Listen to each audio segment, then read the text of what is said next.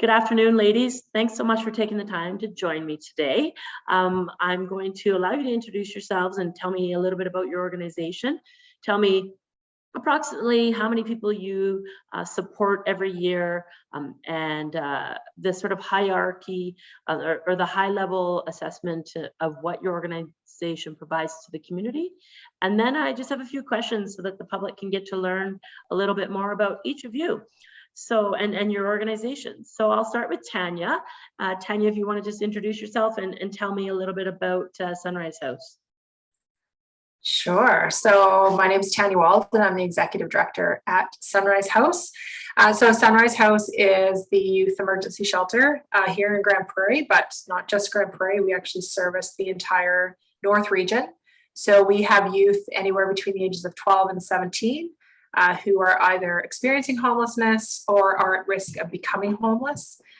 This, of course, can be due to lots of different things, whether it's their own mental health, parents' mental health, family violence in the home, breakdown, all of those things. So there's no reason why you can't access. If they do not feel safe or they need those supports, they can show themselves up at our shelter, and we will do everything we can to support them. Perfect. Thank you. Sorry, Tanya, go ahead. And I'll ask you more details, and I'll just get Lisa to introduce herself quick, and then I can come back to a couple questions. Lisa, if you wanted to tell us about who you are and what your organization does. For sure. Thank you.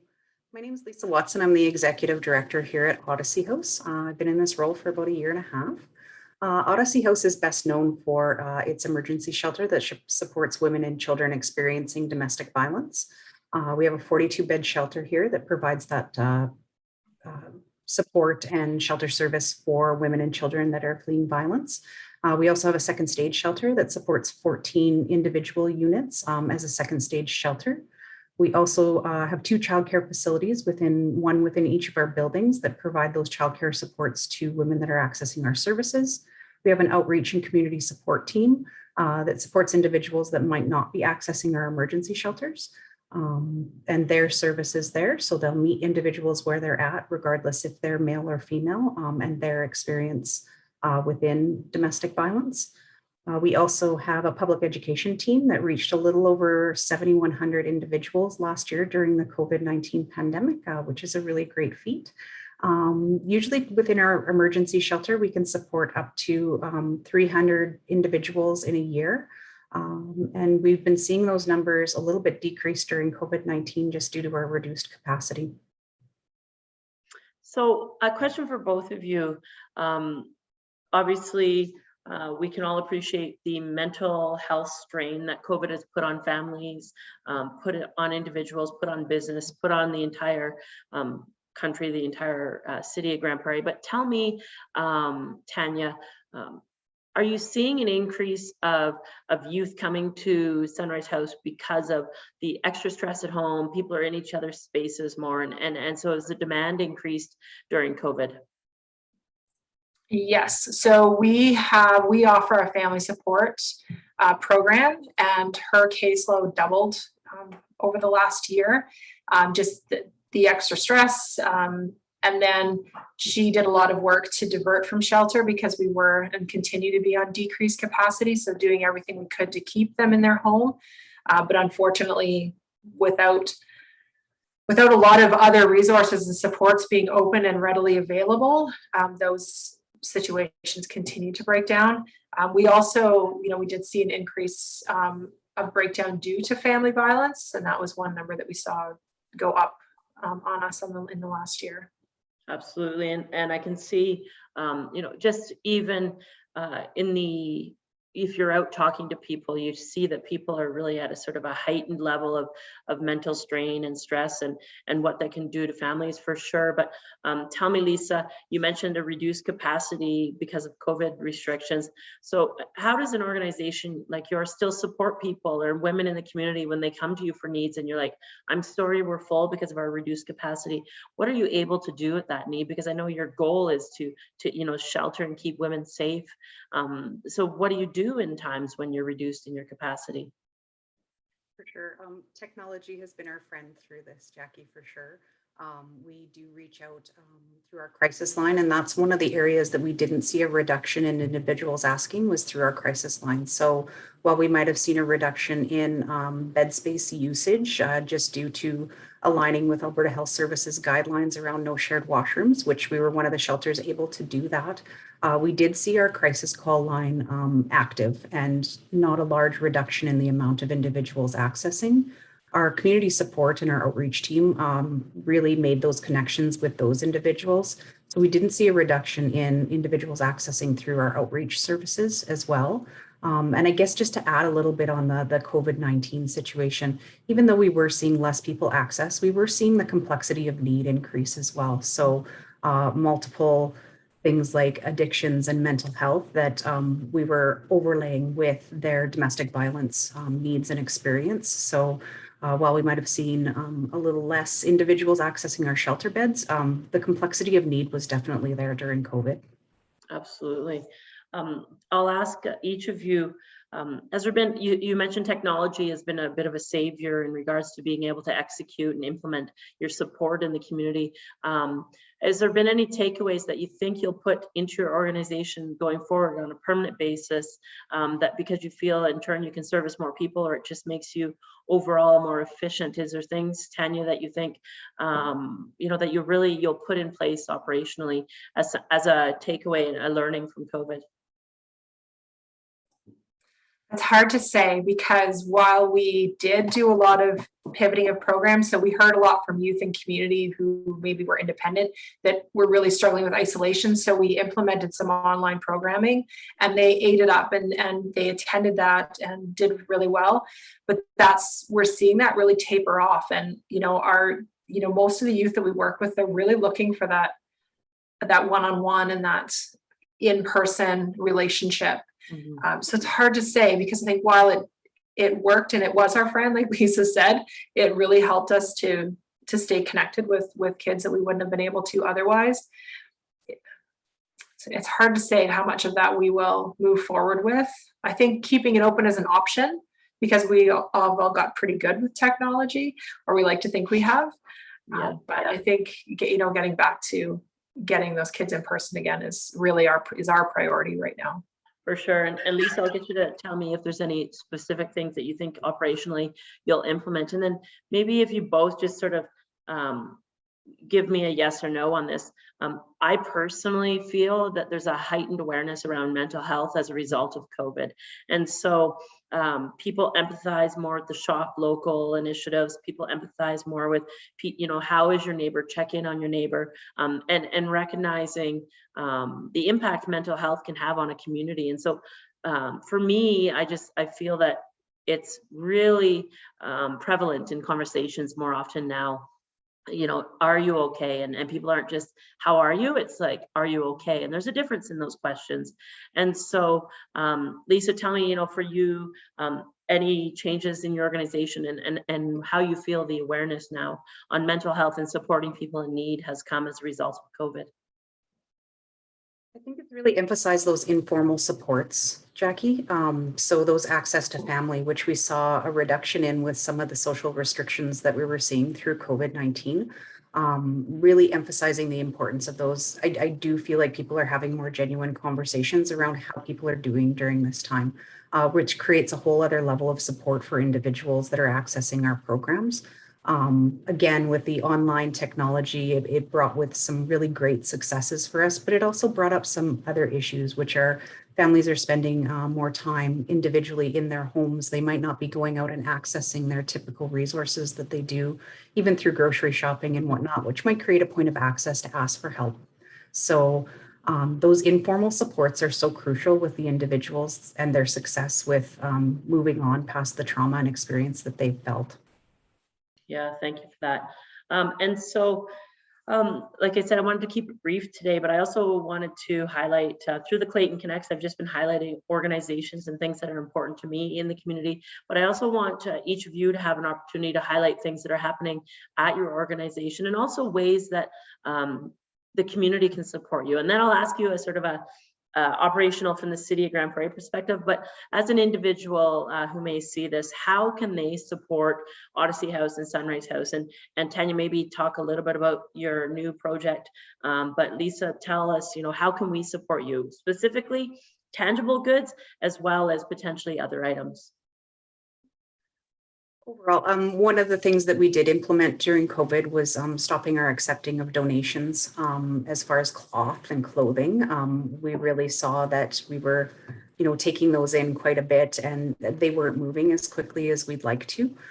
So we have stopped doing that, but we are always welcoming things like hygiene products, toiletries, underwear and socks are always a big one with Odyssey House as well. We have our Adopt a Family program that's coming out, which provides toys and gifts during Christmas for our families that can't quite afford it at that time. So we do have that available up on our social media right now that people can access. As a larger community whole, right now we're working with Impact Grand Prairie, which is an initiative that's working towards eradicating domestic and sexual violence.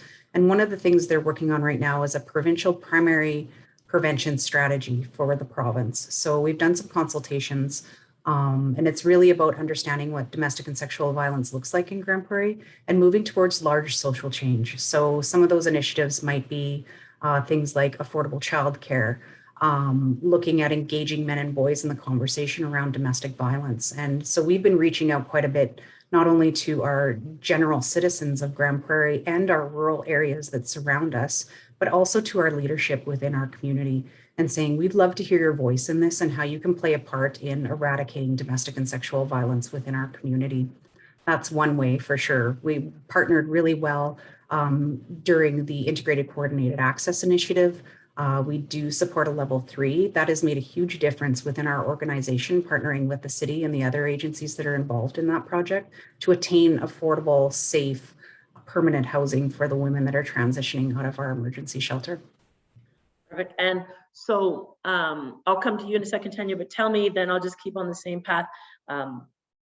If re-elected, how can I and how can the new council support you? I know for a lot of organization, it's predictable, consistent funding, but it sounds like a lot to me in your conversation that advocacy is as important to you in regards to what we can do to advocate with you to the provincial government, as well as to the community of support. And, so whether it's reminding people to get on the website and see what you need, as opposed to just assuming that dropping off a bag of clothes is helpful, because your changes, your needs change all the time. I think that advocacy is a huge role. It's something that I personally pride myself in bringing people together, because I think that through relationships, we find efficiencies and we're more effective. So I think that the new council really should have an advocacy role for you. But is there anything else that the new council, it's a specific priority that you think that they could support you in, Lisa? I think we're very fortunate to come from current city council and moving forward with a new city council that's always been very involved in our initiatives and very active and ready to learn about what we're providing in Grand Prairie. Again, that conversation around a primary prevention strategy is a real important initiative for them to have a say in and to understand what policies are moving forward on a provincial level. Coming up, November is Prevention of Family Violence Month as well. And I know the city of Grand Prairie, as well as the county of Grand Prairie, participate in a proclamation launching that month. We will really appreciate the involvement of council through that. Really, it is about creating that advocacy and awareness and putting it out towards your constituents that are engaging in those conversations. So thank you for that. And if that can continue, we would be very appreciative. Perfect. Okay. And Tanya, so tell me now, back to the previous question, how the community can support you and ways that people can help you, if it's as simple as making a donation on your website, or if there's specific messaging and support that you need from community members. I'm gonna really echo Lisa a little bit on this. I mean, in terms of, items, it changes all the time. So definitely just to check in with us and see what we're needing. Things like hygiene and socks. I don't know what happens to all the socks. Going into winter, definitely winter boots are something that we're always in need of. And monetary donations. The reality is we're going into a second year with an inability to fundraise, and we can't work without our staff and without all of those things that come with it. And we can't pay our staff with socks, unfortunately. Yeah. So certainly any support in that level that the community can bring to us is always, we're always grateful for. And we're lucky to live in a community that does respond when agencies are in need. And so you have a new capital project on the books. Tell me a bit about that, and then tell me ways that you think the new council can support Sunrise House. We're slated to start a build next spring. So probably first thing in the new year, the community is going to hear a lot more about that in terms of our capital and what we're in need of and how people can get involved in that. We're in a very aging building that just cannot support the work that we're doing and the additional work that needs to be done, and the prevention work that we'd like to be able to do. I think, when we talk about advocacy and people really understanding what youth homelessness is, because I think there's a lot of misunderstanding to that. We hear a lot about they should just go home. These are just kids that don't want to follow rules and all of those things. And people don't necessarily understand the complexities and the situations that they are coming from. So I think any opportunity to be able to have those conversations and for people to understand, why it's so important that we're here and who these kids are that are walking through our doors. And so when I think about council, there is that piece of it. I think just the continued support and involvement, of course, with the new council, and we're mid this capital and needing our building, which means we need that support from the city, and we've had that, and we look forward to continuing to work with any current councillors and new councillors on seeing that project through, because it's just absolutely so important that we get this done. For sure. I think that you both bring up a good point in regards to supporting on your needs. It's like Lisa mentioned, changing demands on your services as well as changing needs. It's a lot of times people just want to support you, but maybe they can't give money per se. I know that you both are probably, due to COVID, a little bit limited in your volunteer needs, but I would think that you still need volunteers. You both have great websites, and it sort of lays out what support people can do in the community. I guess as a takeaway for me, I think that you're both provide such an essential service in our community. I see that generally people really support both your organizations, but it's the heightened awareness that needs to continue in regards to whether it's a capital project or a simple winter campaign, whatever that may be. People to share the word is extremely important. And in times like now, we kind of get stuck in our own needs, and so to remind your neighbor that although you may be going through some stuff yourself, there's always someone that's in a worse situation. So to remember to help as much as you can and be a good neighbor and be a good community member. And so I don't know if there's anything in closing that either of you want to add, but I just wanted to say thank you to both of you. Thank you to your organizations. Thank you for the work you do in our community. It's very essential. So yeah, I'll just leave it to each of you if there's anything in closing that you wanted to add.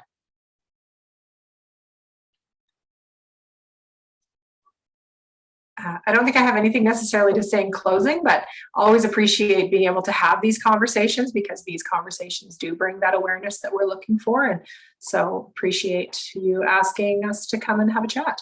Absolutely.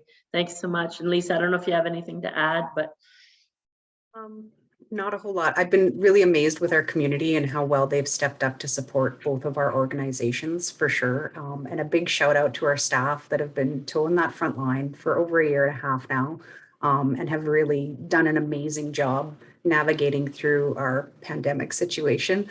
Our community has shone through, I would definitely say, with both of our organizations, for sure. And a big thank you to them for that. Absolutely. Thanks so much, ladies, for your time, and I really appreciate it, and enjoy the rest of your day. Take care.